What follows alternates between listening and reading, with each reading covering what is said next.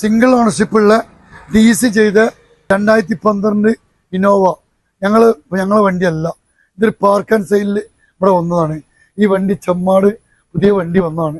അതിൻ്റെ ഓണർ നമ്മളെ വിൽക്കാൻ ഏൽപ്പിച്ചതാണ്. DC ചെയ്ത വണ്ടിയാണ്, സിംഗിൾ ഓണർഷിപ്പാണ്. ഇത് 9 ലക്ഷം റുപ്യാണ് ചോദിക്കുന്നത്.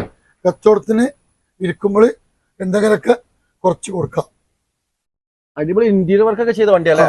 27 ലക്ഷം റുപ്യ ചെലവാക്കിയിട്ട് ഇറക്കിയതാണ്. പുതിയ വണ്ടി ഇറക്കിയ ആളെ പേരിലാണ് വണ്ടി. ഇപ്പോഴും DC ചെയ്താണ്.